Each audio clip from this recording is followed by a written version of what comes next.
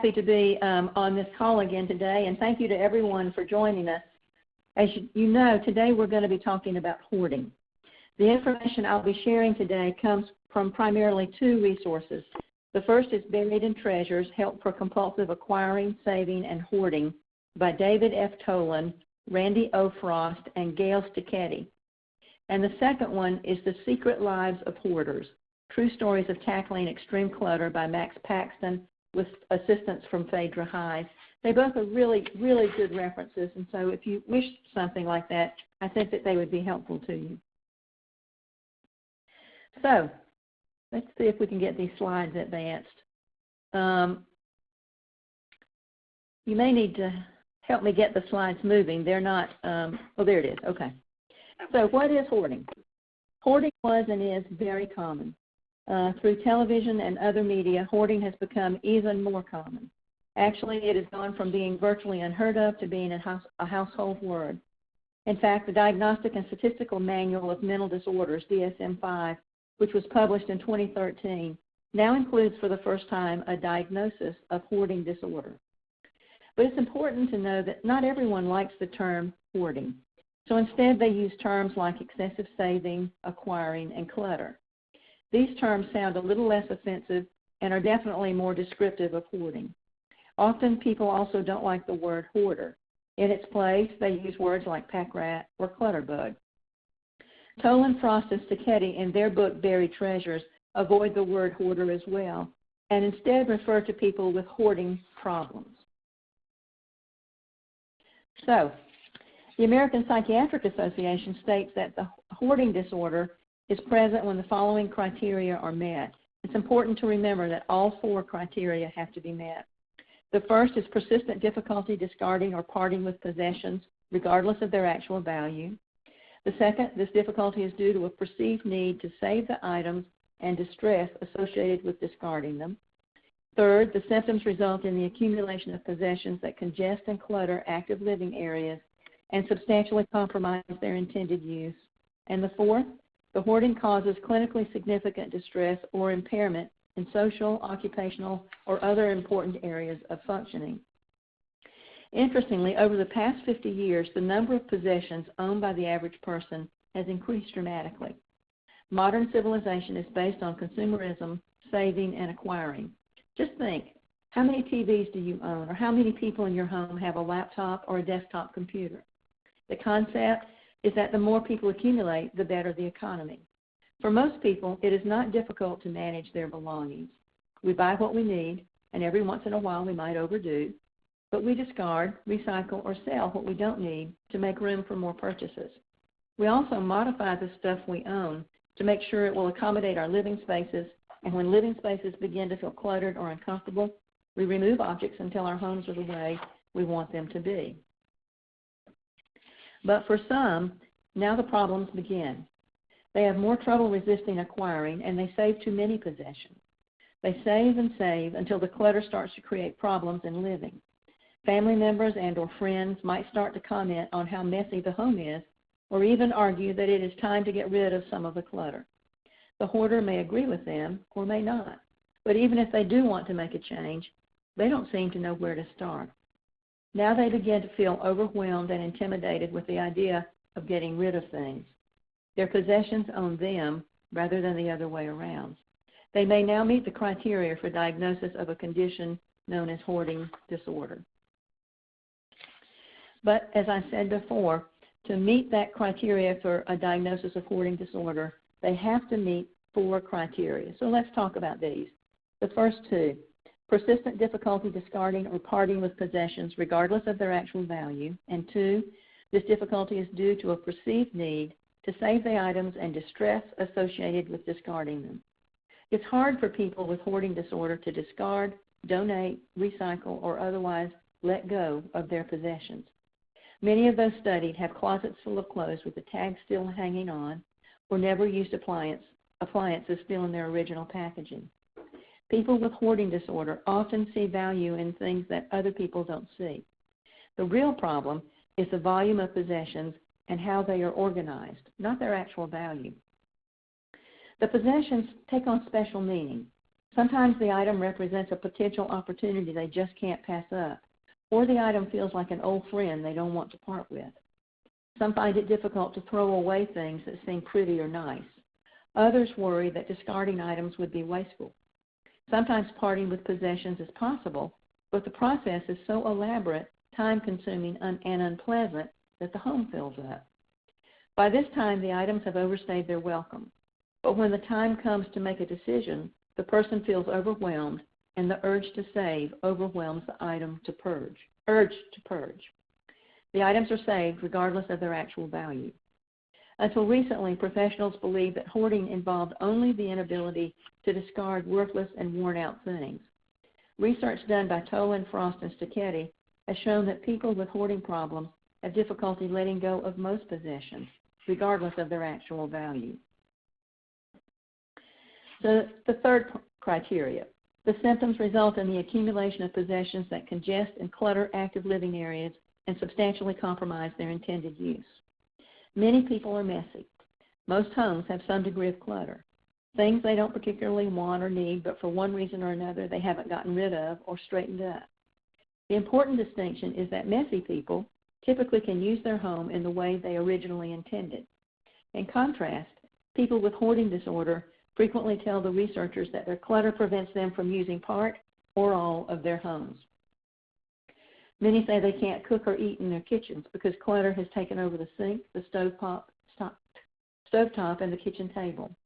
They can't relax or invite guests into their living room because the clutter has taken over the furniture and the floor. They can't sleep in their bed because clothing is piled all over the bed.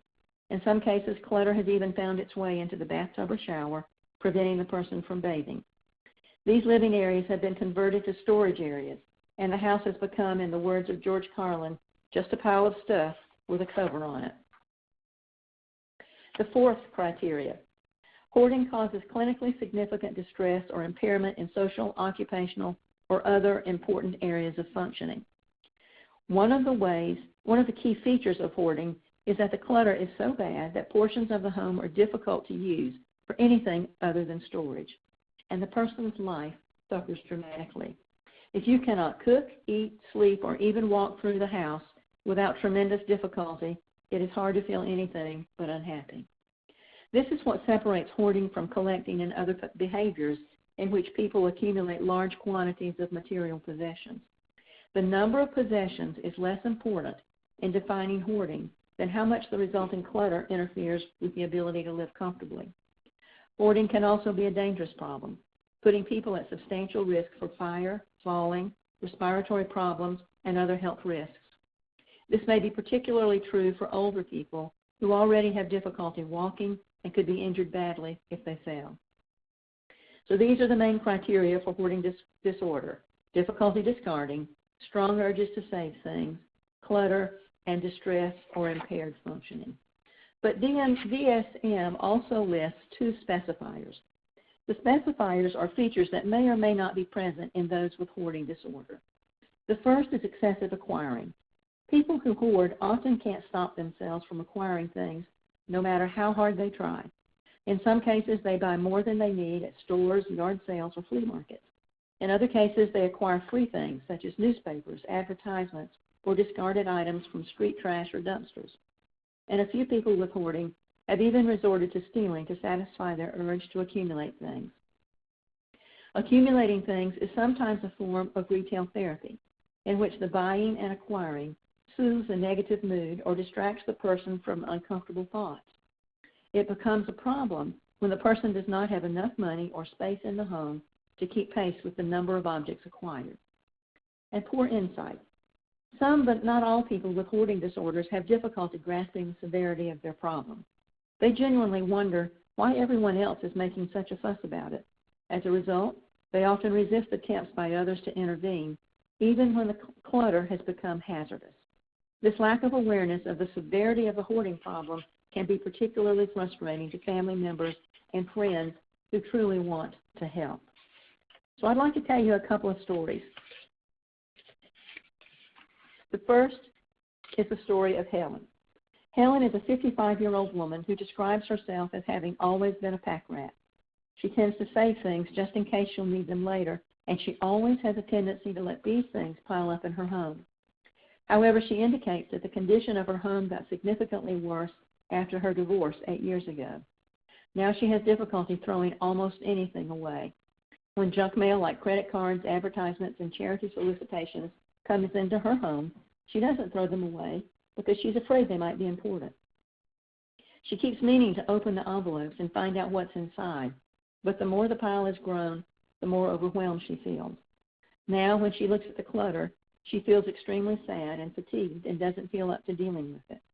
When her adult daughter last came to visit, she found it difficult to walk through the house as she navigated around precarious piles of paper, clothing, containers, and other items.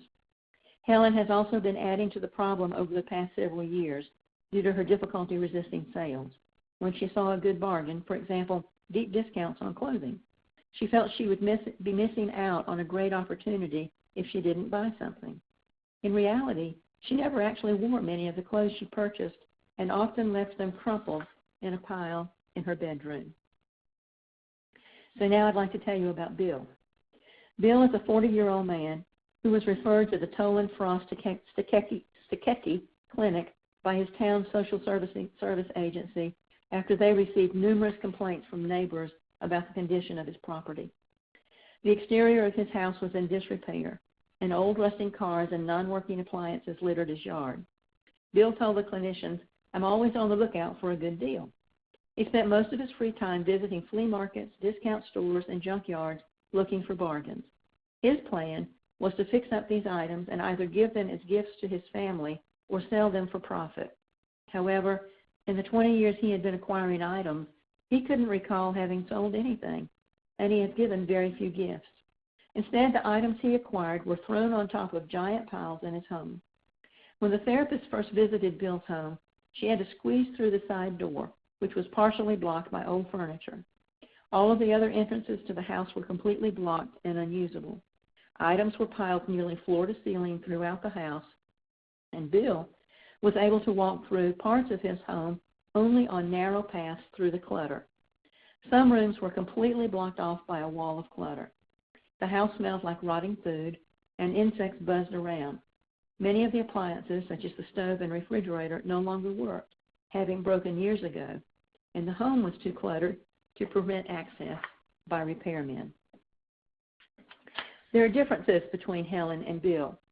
According to Dr. Tolan and others, Helen and Bill both have the same problem, hoarding, but it's expressed in very different ways. Helen's problem is milder at this stage of her life. Her hoarding behavior is mostly characterized by difficulty getting rid of things for fear she will need them later. Bill's hoarding is very severe. His behavior is focused on excessive acquiring due to unrealistic beliefs about how he will use the items he acquired. So you might ask yourself, what is the natural course of hoarding, or even is there one? Tolan, Frost, and Steketty surveyed a large number of adults with hoarding problems. They were surprised to note that most of them reported they first noticed hoarding-related behaviors very early in their lives, during childhood or early adolescence. Some recalled being savers or collectors early on. Sometimes they started hoarding after a bad or traumatic experience. Researchers at Johns Hopkins University found that hoarding runs in families. Some people may inherit a set of brain characteristics or temperamental features that make it easier to develop hoarding problems under the right circumstances. Thus, according to Tolan, Frost, and Steketty, hoarding disorder is one of the most common mental health problems worldwide. One woman reported she began to barricade the upstairs bedroom in which she had been assaulted, and gradually kept adding clutter to the hallway, the next room, and other parts of her home. In other cases, however, there was no clear trigger for the behavior. In most cases, they did not develop a substantial clutter problem until they were adults, due in part to parents or others who helped control the problem while they lived with them. Most people have reported that they had one or more relatives, parents, siblings, aunts or uncles, grandparents, who were pack rats or had difficulty getting rid of things. Some scientific evidence suggests that there may be a genetic component to hoarding. But does this mean that hoarding is inherited and nothing can be done about it? Well, no, of course not. It is unlikely that anyone inherits hoarding behavior the same way that he or she would inherit eye color and the like. But here's an interesting fact. The rate of hoarding may be as high as 5%, or 1 out of 20 people, over 15 million people in the United States, 25 million in the European Union, and 348 million hoarders in the world. So although it may be as high as 5%, it really is not a small problem. There are some special issues I'd like to talk to you as it relates to hoarding. First is insight. Many people with hoarding are intensely bothered by the problem. Clutter is excessive around them, and they feel ashamed, and they wish they could do something about it, but somehow they don't find out what that something is. Others show a surprising lack of awareness of just how bad the problem is. What's the big deal? It's not that messy. Others may acknowledge the problem, but at other times assert nothing is wrong. And then there's disorganization. Hoarders usually have trouble keeping their possessions organized. They often don't use categories for organizing. They may put tax returns on top of the pile, a little off to the left so it can be seen, like a memory cube. The result is a mixture of important and unimportant things randomly distributed throughout the pile.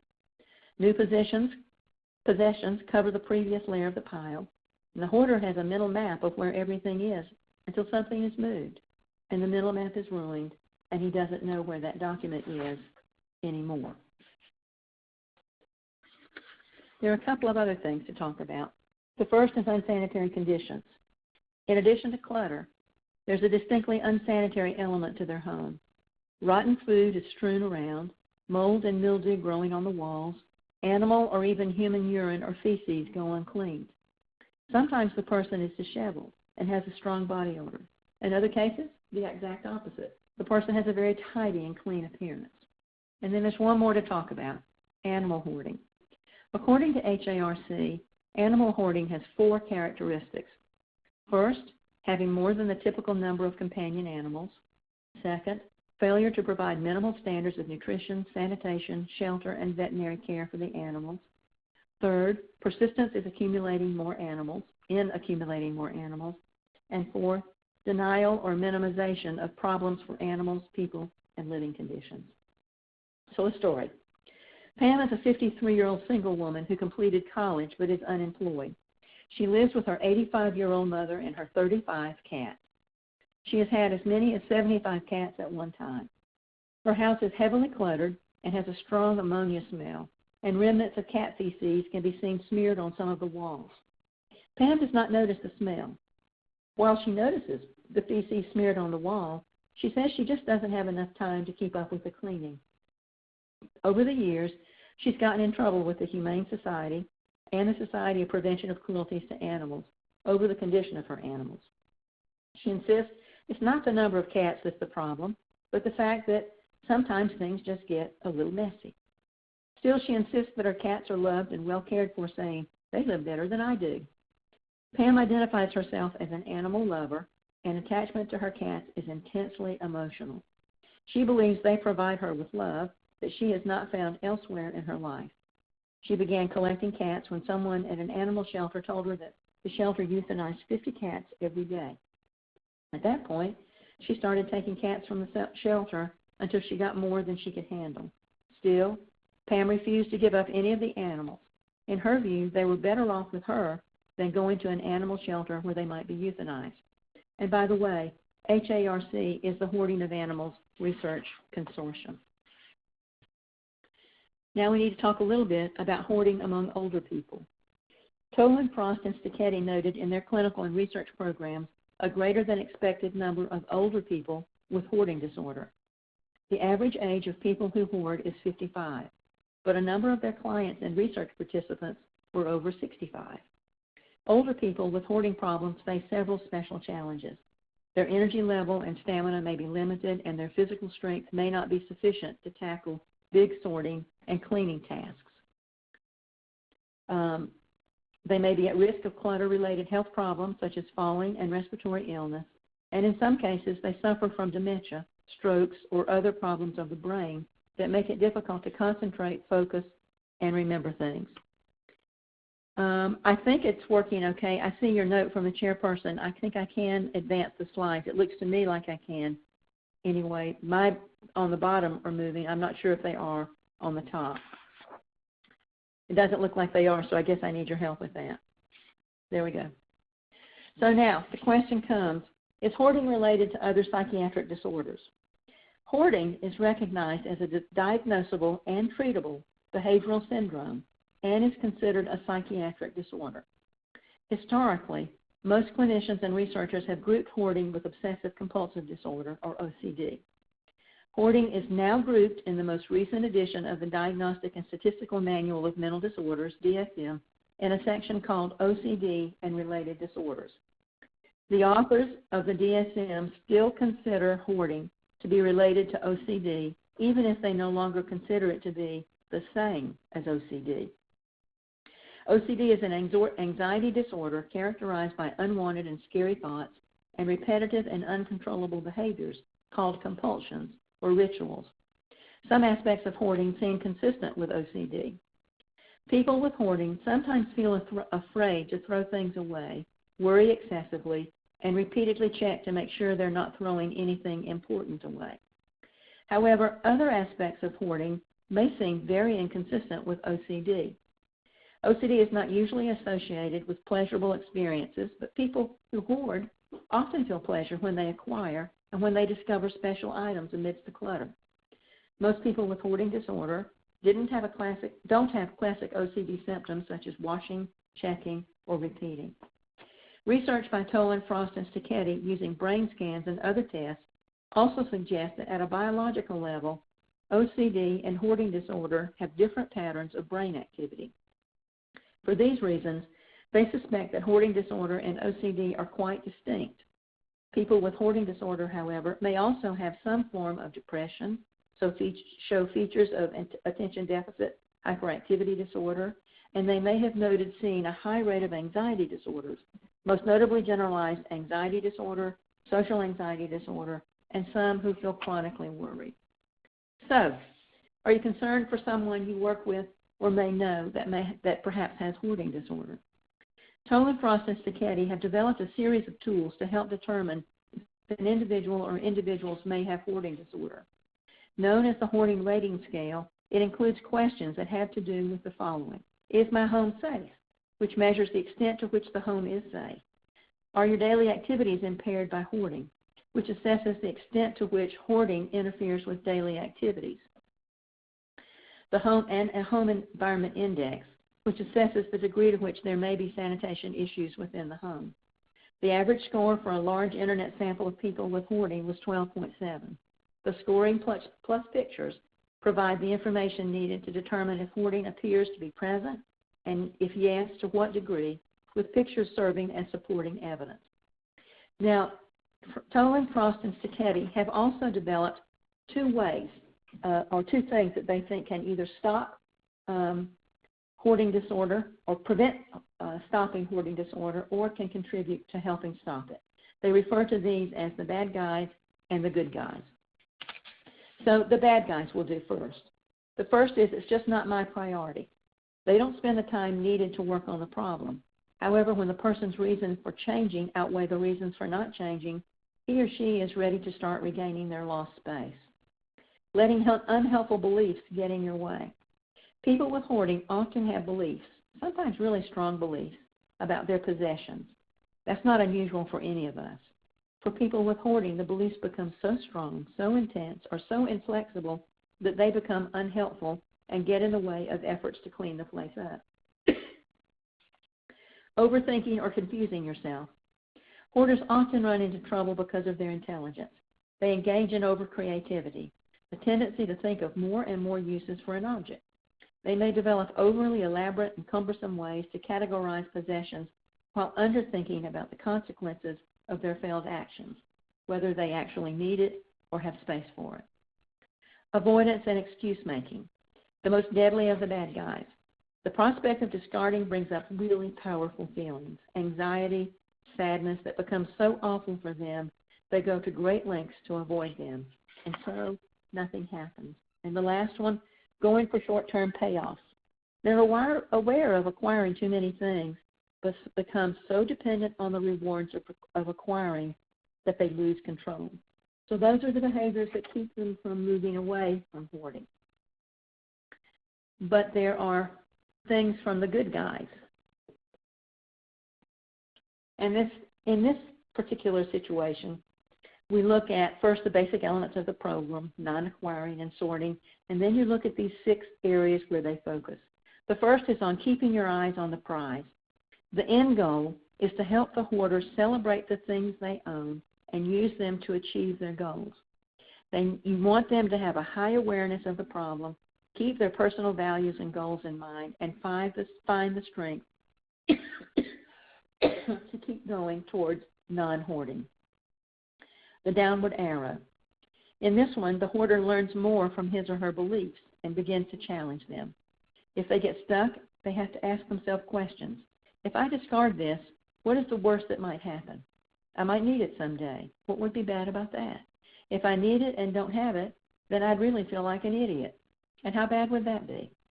The aim of downward arrow is to help recognize what the person is truly afraid of and what he or she feels about himself. It helps evaluate how likely it is that the fears would actually become reality, which is a very important first step towards changing thinking and actions. The third one is thinking it through.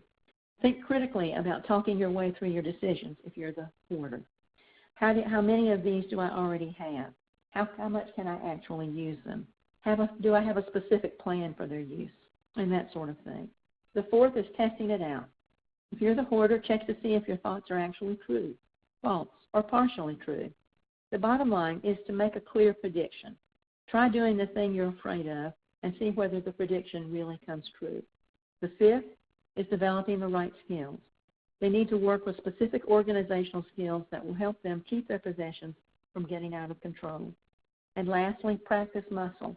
The muscle in this case is spending time practicing not acquiring and saving.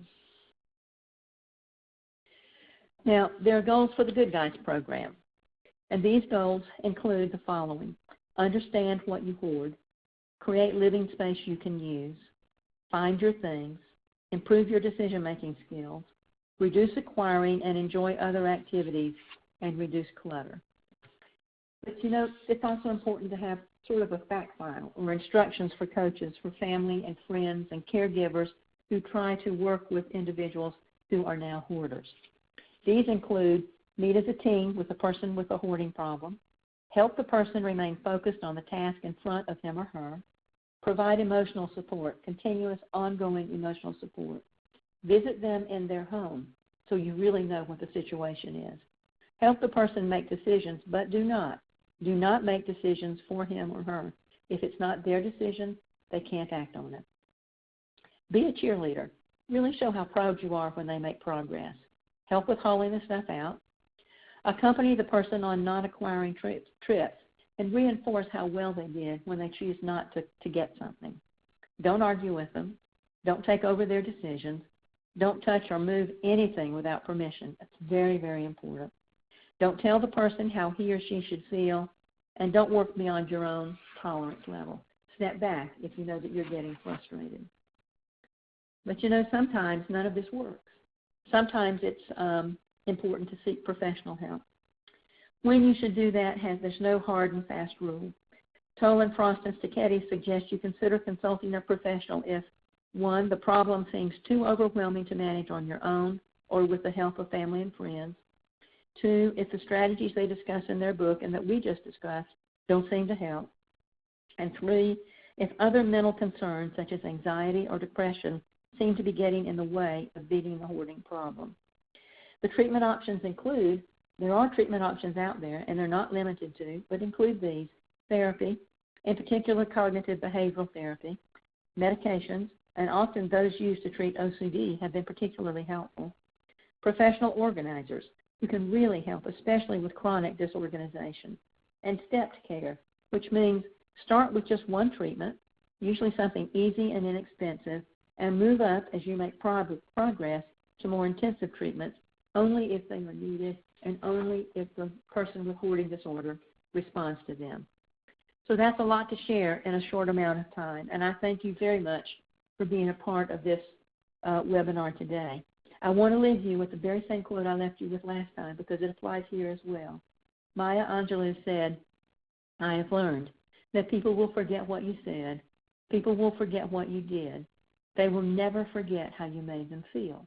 For those with hoarding disorder, having someone give them the feeling of confidence, a feeling of not being alone, a feeling of support may just be the first step they need to moving away to their hoarding behaviors. Thanks much for being here today. If you have questions, I'll be glad to answer them. The conference has been unmuted.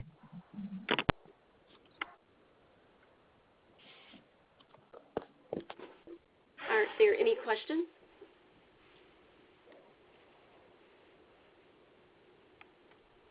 Okay, hearing none, thank you so much, Catherine. We will have our next and final part of the series on November 9th at 11:30, the topic elder-family disputes, and we hope that you'll join us at that time. Thanks again, everyone, and have a fantastic day. Thank you. Thank you. Thanks, everyone.